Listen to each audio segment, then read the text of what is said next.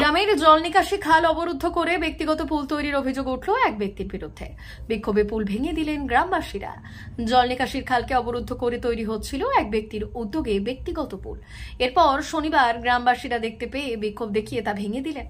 জানিয়ে উত্তেজনা ছড়ায়। ঘটনাটি ঘটেছে পূর্ব মেদিনীপুরের কোলাঘাট থানার অন্তর্গত বর্দাবার গ্রামে। এলাকাবাসীদের অভিযোগ, এই এলাকার নাসা খালটি অত্যন্ত গুরুত্বপূর্ণ। প্রায় 17 থেকে 18টি গ্রাম এই খালের জলে উপকৃত হন। পাশাপাশি এলাকার খালের জল নিকাশি ব্যবস্থা ঠিকঠাক না থাকার কারণেও অতিরিক্ত বর্ষায় গ্রামবাসীদের জলে ডুবতে হয়। এক ব্যক্তি এই খালকে অবরুদ্ধ করে বাড়ির সামনে ব্যক্তিগত পুল তৈরির কাজ করছিলেন। আর এই ঘটনার সামনে আসার পরে গ্রামের মানুষজন বিক্ষোভ দেখান। পরে ওই পুলের কাজ ভেঙে দেন ক্ষুব্ধ গ্রামবাসীরা। আর এই ঘটনাকে কেন্দ্র করে সকাল থেকে এলাকায় রীতিমতো উত্তেজনা ছড়ায়।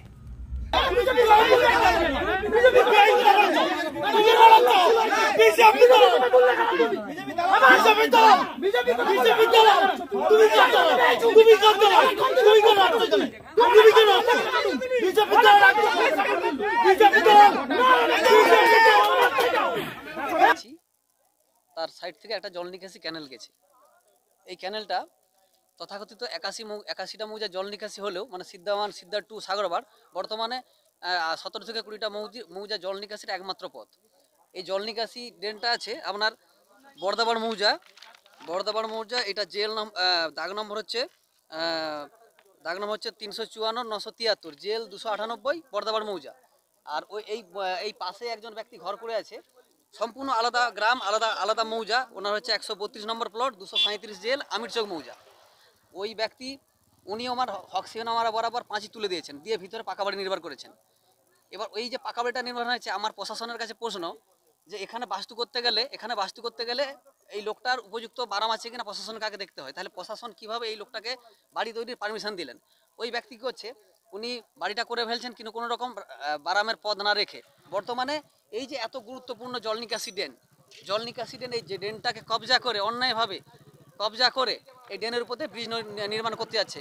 আমি এলাকার স্থানীয় পঞ্চায়েত সদস্য, আমার সঙ্গে কোনো রকম আলোচনা নয়। স্থানীয় গ্রামের মানুষজন, গ্রাম কমিটি যেনারা ছিলেন তাদের সঙ্গে কোনো কিছু আলোচনা নেই। অথচ আমি পঞ্চায়েত সদস্য হওয়া সত্ত্বেও আমার সাগরবাড়ি জিপি যে পঞ্চায়েতের আমি গ্রাম পঞ্চায়েত সদস্য, সেই গ্রাম পঞ্চায়েত কিভাবে এই ব্যক্তিটাকে এনওসি দিল?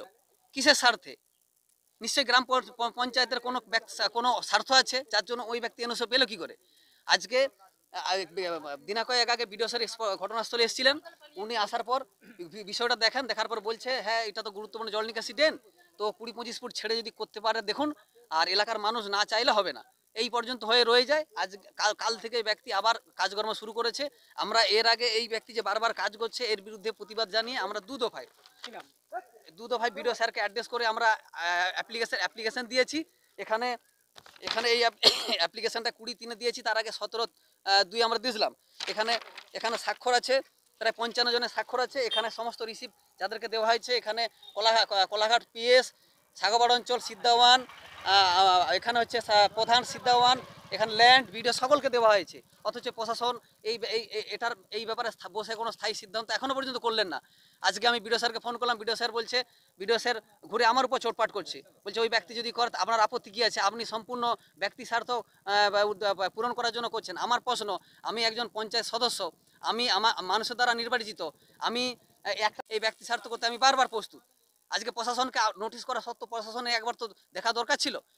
আজকে প্রশাসনের মতো এখন আজকে কাজ শুরু হলো। কাজ শুরু হওয়ার পর খবর পেয়ে স্থানীয় এলাকার মানুষজন এখানে এসে বিক্ষিপ্ত জনতা এখানে প্রতিবাদ জানানোর পরে আমরা বাড়িতে যাই। বাড়ির মালিক নেই, উনি ওনার সম্বন্ধীকে রেখে গেছেন। বাড়ির মালিক ওনার সম্বন্ধীকে রেখে উদ্দেশ্যপ্রণোদিতভাবে এখান থেকে বেরিয়ে চলে গেছেন। আমরা এসে এলাকার মানুষ জমায়েত হয়ে এটা যে অবৈধ নির্মাণ কার্য হয়েছিল, নির্মাণ কাজটা আপাতত এখান থেকে সরানো হয়েছে, কিছুটা অংশ রয়ে গেছে। আমরা চাচ্ছি আগামী দিনে যাতে এলাকার মানুষের সার্বিক এই জল নিকাশিটা সার্বিক মানে স্বার্থ বজায় থাকে, আর যাতে কোনো রকমভাবে এই এলাকার আইন শৃঙ্খলার অবনতি না হয়, সেই জন্য প্রশাসন ইমিডিয়েট বিষয়টা হস্তক্ষেপ করুক, আর ওই ব্যক্তির বিরুদ্ধে ইমিডিয়েট প্রশাসনিক ব্যবস্থা নিক। আর যাতে আগামী দিন এইভাবে নোংরামি না কাজ করতে পারে, সেই জন্য আমি প্রশাসনের কাছে সার্বিকভাবে অনুরোধ করছি। আমার নাম নিমাই চন্দ্র ওঝা, এই বর্দাবার 190 নম্বর বুথের পঞ্চায়েত সদস্য।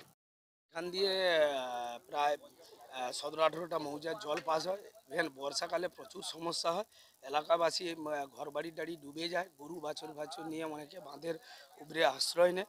এবং উনি যে করছেন খালের মধ্যে যে তোলার জল আটকে, এটা তো উনি ঠিক করছেন না। না,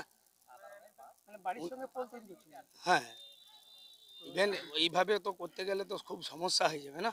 যার জন্য আমরা বলছি কি ওনার গ্রামবাসীদের সঙ্গে আলোচনা করে যেভাবে করলে সুবিধা হবে। উনিও একজন মানুষ, বাড়ি করেছেন, ওনাকে যাতায়াতের রাস্তা দিতে হবে, গ্রামের মানুষ, হ্যাঁ, সবই ঠিক আছে, কিন্তু সেটা এইভাবে তো জল আটকে বা জল গার্ড করে তো করলে হবে না। না, খাল বন্ধ করে করছিল। হ্যাঁ, খালের উপরেই তো ব্রিজ, আপনারাও তো দেখলেন, কলম দুখানা বসিয়ে দিয়েছে।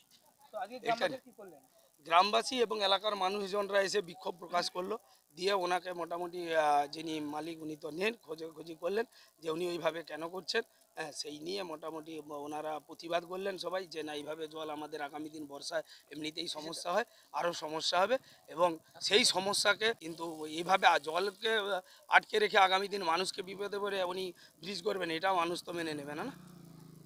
না, আমার নাম নারায়ণ সামন্ত। মা বাসন্তী হোটেল অ্যান্ড রেস্টুরেন্ট, উত্তাপন, নারায়ণগঞ্জ, পশ্চিম মেদিনীপুর। আমাদের এখানে সকাল, দুপুর ও রাত্রিকালীন আহারের সুব্যবস্থা রয়েছে। সকালের টিফিনে পাবেন স্ন্যাক্স, পরোটা, আলুর পরোটা, মিক্সড পরোটা, মুলি পরোটা। দুপুরে খাবারে পাবেন সবজি ভাত, খাসি ও মুরগির মাংস, ইলিশ মাছের ভাপা, ভেটকির তেল ঝাল, চিংড়ির মালাইকারি, কাতলা মাছের ভাপা, এছাড়াও মশালা কোল্ড ড্রিঙ্কস, আইসক্রিম। রাতের খাবারে পেয়ে যাবেন তাওয়া রুটি, তন্দুরি রুটি, তড়কা, চিকেন তন্দুরি, চানা মশালা, চিকেন বাটার মশালা প্রভৃতি। সুলভ মূল্যে পরিচ্ছন্ন খাবারের একটাই ঠিকানা, মা বাসন্তী হোটেল অ্যান্ড রেস্টুরেন্ট, উত্তাপন, নারায়ণগঞ্জ, পশ্চিম মেদিনীপুর। বিশেষ দ্রষ্টব্য, আমাদের এখানে সকল অনুষ্ঠানের খাবারের অর্ডার নেওয়া হয়। এখানে পেয়ে যাবেন মা বাসন্তী মিষ্টান্ন ভান্ডার থেকে বিভিন্ন মিষ্টি। অনুষ্ঠানের জন্য মিষ্টি পাওয়া যায়। এছাড়াও কেক, নামি দামি কোম্পানির চকলেট পেতে চলে আসুন আমাদের দোকানে। প্রোপাইটার ঝন্টু গিরি। যোগাযোগ 9732543245।